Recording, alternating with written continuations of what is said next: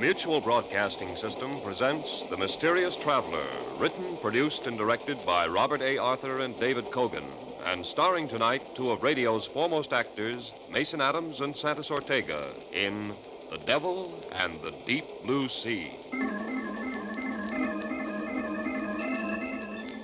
This is The Mysterious Traveler, inviting you to join me on another journey into the realm of the strange and the terrifying. I hope you will enjoy the trip, and it will thrill you a little and chill you a little.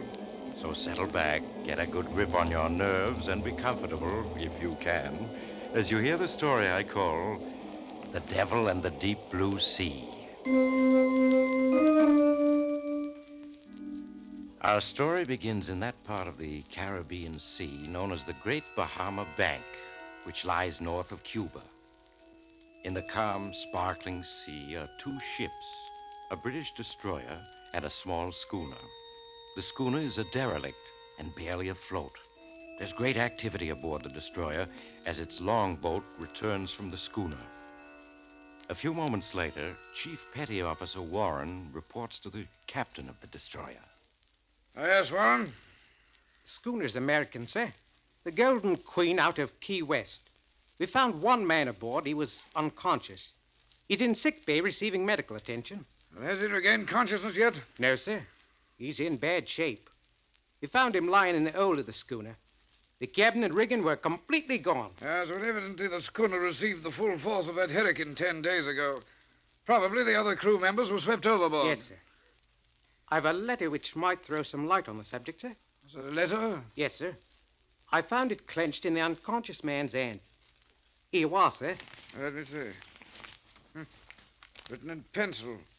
The pages are dry now, but they seem to have been soaked with seawater. Yes, sir. It's a bit difficult to read. Let's see, it begins... It seems impossible that with the hurricane that is now sweeping over this ship, anyone will ever read these words that I am writing. The rigging and cabin are gone, and the ship is taking on water. As I lie here in the hold, I feel it can only be a matter of moments until the end. But if by some miracle this ship should survive, I leave this letter as a record of the cruise of the Golden Queen. It all began last December 5th when 4 companions and myself sailed out of Key West. All of us, Chuck Riker, Sam Morris, Pete Ross, Harry Martin, and myself, Bill Storm, had been in the Navy together during the war. We had all pooled our savings and bought the schooner Golden Queen. Our destination, Flamingo Cay, some 450 miles to the southeast of Key West. Our objective, to recover treasure from an English pirate ship reported sunk by a Spanish man-of-war at Flamingo Cay in 1632. As we reeled off mile after mile, the days were hot and bright, the nights a dark blue velvet with a sky full of stars, and a good breeze filled the high white spread of sails. As we sailed the same waters that countless treasure ships had sailed only a few centuries ago, there was a growing sense of excitement and anticipation aboard the Golden Queen. At dawn on the 6th day of our trip, our lookout sighted Flamingo Cay. Hey, there she is. 3 points to starboard. Bill, that is Flamingo Cay, isn't it? That's it, all right. Steady as she goes. Steady as she goes. Now, here, hold one end of this chart down. Sure, Bill. Now, here's Flamingo Cay, and here's Pirates Lagoon. Pirates Lagoon. Yeah. According to the log of the Spanish man-of-war, that's where the English pirate ship headed in, trying to escape the Spanish. Uh-huh. The pirate captain sailed across the entrance to the lagoon, and a hidden reef ripped the ship's bottom wide open. Sank with all hands in less than a minute. And with all its stolen treasure still aboard. Yep. If that 300-year-old log of the Spanish man-of-war is right, the pirate ship is on the bottom of that lagoon directly ahead. That lagoon is sort of big, isn't it? Yeah, it isn't going to be easy to locate the wreck. Steady as she goes! A few minutes later, the Golden Queen drove through the small opening in the jagged ring of reefs and slid into the calm, smooth water of the lagoon. The anchor chain clanked as the big hook splashed into the water and found bottom. We had arrived at our destination. That afternoon, we lowered a small boat and began the tedious job of rowing back and forth across the lagoon, peering down into the crystal clear water, looking for some indication of the wrecked pirate craft. Our eyes began to ache from the reflected sunlight as we scanned the bottom of the lagoon hour after hour. As one day of searching followed another, our spirits fell.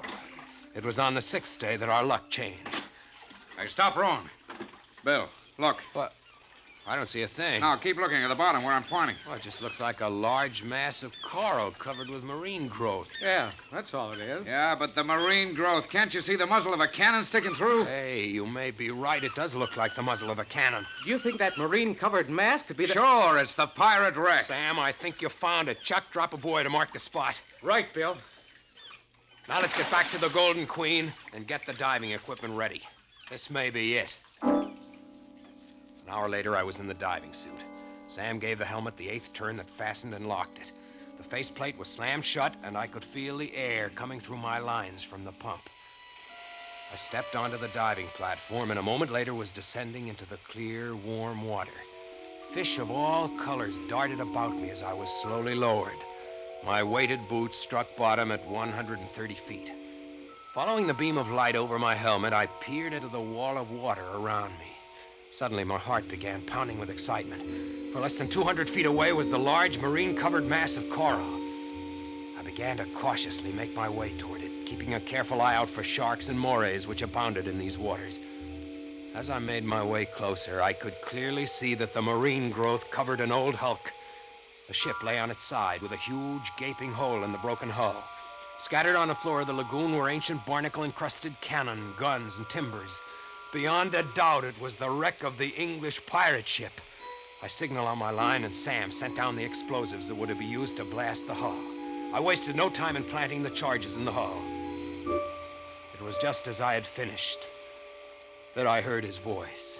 So you've come for Captain Murdoch's treasure, eh? I whirled about clumsily, instinctively, but I was alone. Then I heard it again. They've all come for my treasure. Cutthroats and cut purses, gulls and connies. And they've all left their skins. Again, I whirled about, seeking for that voice, but there was nothing at all. I could feel a scream welling up within me. As the voice spoke again, I gave 3 sharp tugs on my line. It was the emergency signal. You'll be back, laddie. But remember, it's Captain Murdoch you've got to deal with. Captain Murdoch!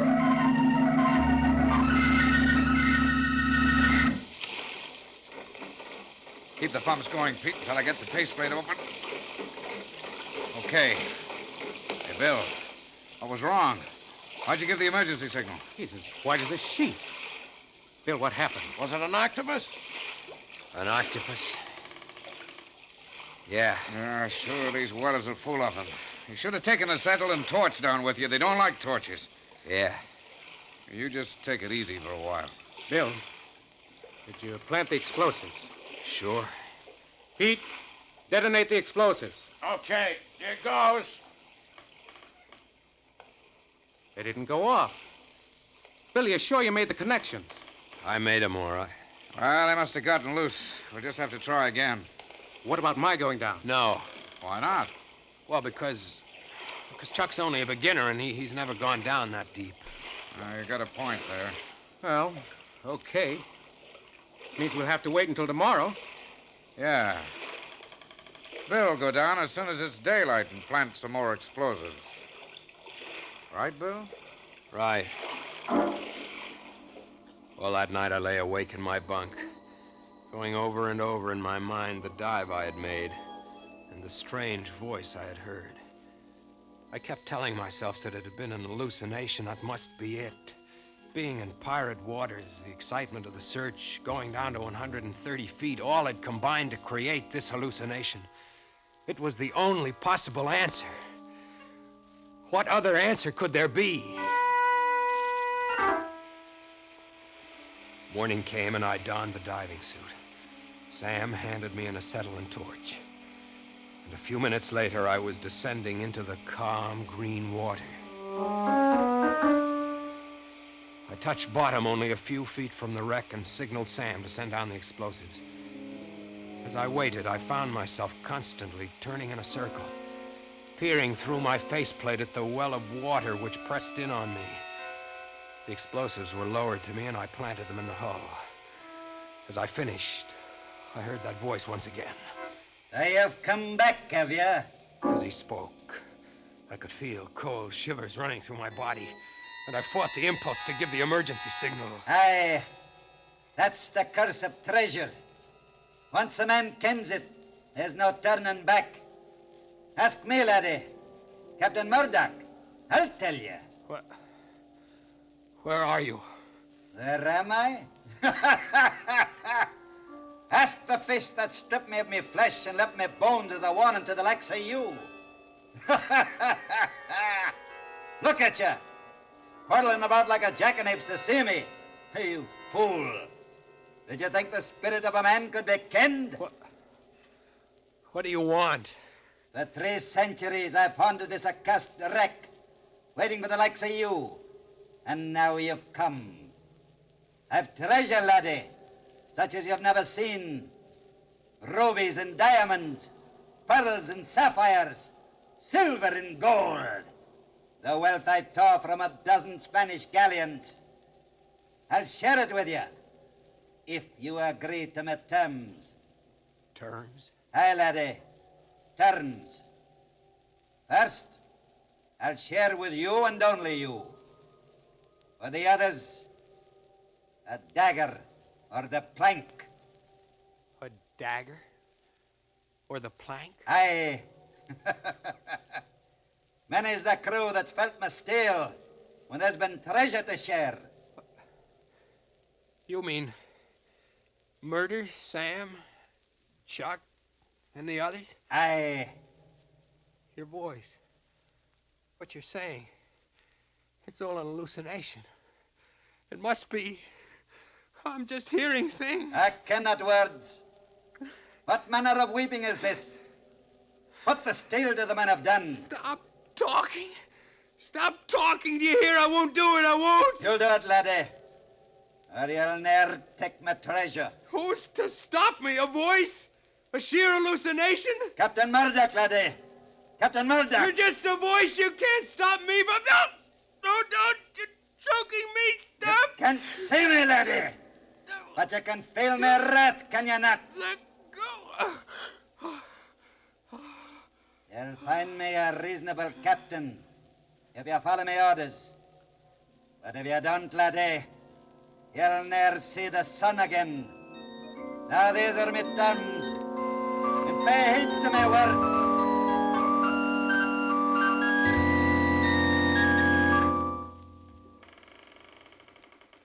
How is he, Sam? He's just coming to. All right, take it easy, Bill. Just lie where you are. What happened? Well, I signaled you while you were on the bottom, but you didn't answer, so we hauled you up, but fast. We didn't even stop for decompression stages. It made you pass out. I don't know. Maybe your airline got snarled in the wreck. Maybe. Did you plant the explosives? Yeah. All right. Pete, detonate it. Okay, hang on to something.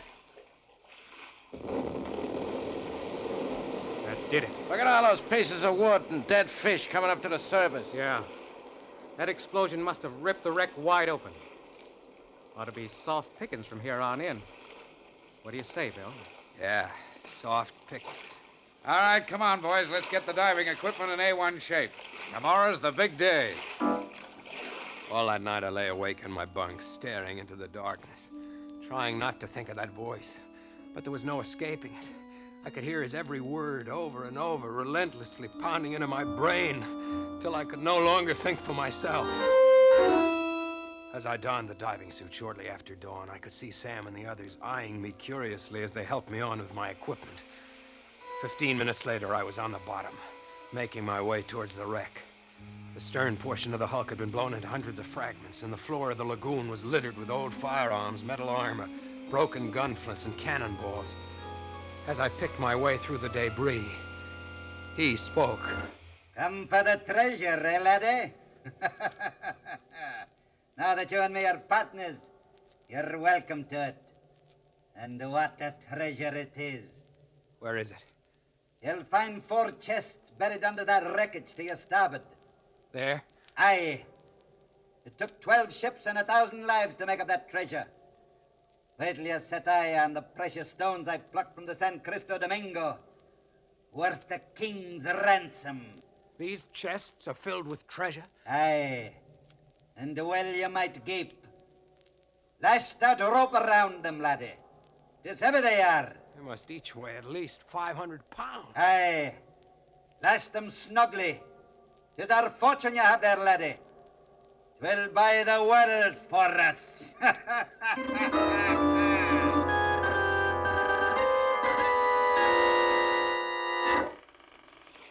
All right, hold still, will you, Bill? I'm trying to get your helmet off. There. Look at it, boy. 4 chests, Bill, filled to the brim with jewels and gold. Just look at it. Sam, how much do you think it's worth? Oh, 5 million, maybe 10, even 20. Who knows? Look at this diamond. Why, it's the size of an egg. There's no telling what it's worth. Some of the other diamonds are almost as big. Boy, we really hit the jackpot. Why, Bill, what's wrong?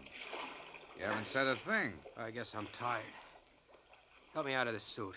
Why, sure. Give me a hand, boys. This is the guy who did it for us. We sure did. I don't mind helping you, but this is hardly the kind of work for millionaires. Now you're talking, Pete. And, boy, just as soon as we get Bill out of this diving suit, we'll weigh anchor for Key West. Swell, I gotta... No. What do you mean, no? Let's stick around so that I can make another dive tomorrow. I may have overlooked a couple of chests. Well, that's hardly likely. Oh, you've done enough diving, Bill. I don't mind telling you that you've had us all worried these past couple of days. Yeah. You've been acting kind of strange. Nothing wrong with him that $1 million won't cure. The sun's already setting. We'll leave tomorrow. Okay. I guess another night here can't make much difference. We'll weigh anchor at dawn. Now let's get these 4 chests below. That night I lay in my bunk, waiting, watching. As first Sam, then Pete, then Harry fell asleep. I slipped quietly out of my bunk, crossed the cabin, and stepped out on deck. A full moon shone down on the Golden Queen, and I could see Chuck, who was on watch, standing near the wheel, smoking. As I approached, he turned and saw me. Hello, Bill. Couldn't sleep, huh? No, What about the others? they're sleeping. Don't see how they can do it. I'm so excited I couldn't. All I can think of is the treasure and what I'm going to do with my share. Yeah. Hey, what's the matter with you? Don't sound very enthused. I guess I'm just tired. Those dives you made must have taken a lot out of you. Yeah. They did. Is that a ship out there? Where? There, 3 points to starboard. I'm looking, but I don't see any. I caught him as he dropped, and I carefully eased his body over the rail and let go. He hit the water with only a small splash and was gone. When dawn came, the others had followed. I was alone on the Golden Queen. Alone? No, that isn't quite correct. He was aboard. I couldn't see him, but he was with me all right. With his assistance, I weighed anchor. A half hour later, using the auxiliary engine, the Golden Queen slipped through the opening in the lagoon and out to sea. For a day and a night, I stood at the wheel, and when I was exhausted, he took over. It was on the 4th day that the hurricane caught me. Within the first hour, it swept the rigging and cabin overboard and left me helpless. Mountainous waves, one after another, are breaking over the Golden Queen. And only a miracle can save me. If I go down, as surely I must, at least he'll go with me. I realize now, too late, that... The letter ends at this point. What do you make of it, sir? Make of it? Well, it's obviously the letter of an insane mind. Bill Storm, the unconscious man that you found aboard the derelict, became demented when his 4 companions were swept overboard during the hurricane. And, as a result, wrote this fantastic letter. Sir, while searching through Storm's pockets for the identification, I found these. 3 coins. Yes, sir. If you scrape the brown crust off him, you'll see they're gold pieces. Let's look here. These coins are hundreds of years old. Yes, sir. Then that part of the letter about recovering sunken treasure might possibly have been true. Did you find any chests aboard the derelict? No, sir. It was swept as clean as a whistle. Well, perhaps it wasn't only the loss of his 4 companions, but the loss of the treasure as well that sent Storm out of his mind. Yes. Sir, do you think there might have been anything to do with this Captain Murdoch he mentions in the letter? Certainly not. Don't be ridiculous. I'm amazed at you, Warren. Next, you'll be telling me that you believe in ghosts. Oh, sorry, sir. Come along to the sick bay. We'll see if Storm has regained consciousness yet.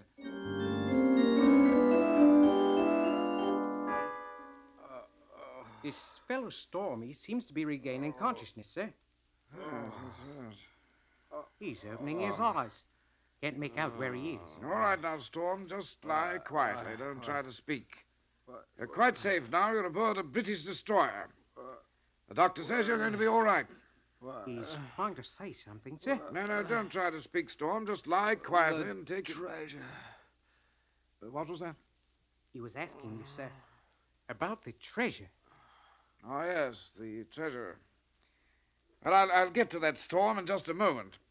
But the main thing to remember is that it's a miracle that you survived. You know, I read that fantastic letter you wrote, and I can only attribute it to the shock and grief of losing your shipmates in the hurricane. Never read such utter claptrap. Pirate ghosts, indeed.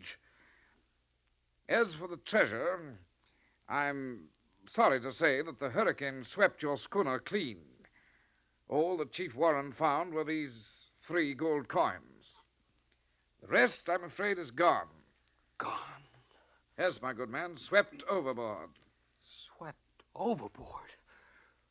Why, you... You sniveling, perfumed, white-bellied girl. Do you think the likes of you can keep my treasure from me? Ask the others that tried it. Black Irish, Billy Bones, the Frenchman, Captain Bull. They felt my steel and left their bones to bleach in the sun. Bring me my chest, or I'll rip your tongue out and hang you to the highest yardarm. As sure as my name is Captain Murdoch. My good man, go with me. You're out of your mind. Warren, help!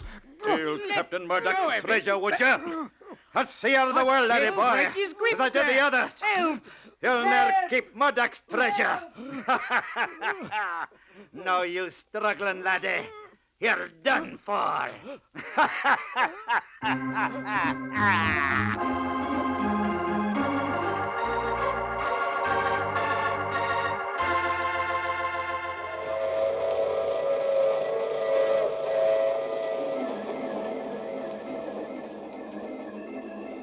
This is the mysterious traveler again. Did you enjoy our trip? Or was the captain of the British destroyer choked to death? Oh, no, he was saved. But he's never been the same since. As for poor old Bill Storm, well, he's now safely under lock and key. He still speaks in 17th century English and insists he's Captain Murdoch. And now and then, he buttonholes one of his attendants and whispers of fabulous loot to be won on the high seas through piracy. But so far, he's been unable to muster up a crew. That reminds me of next week's story, The Accusing Corpse. It's about a murderer who discovered that the dead sometimes arise from the grave to... Oh, you have to get off here. I'm sorry. But I'm sure we'll meet again. I take this same train every week at this same time.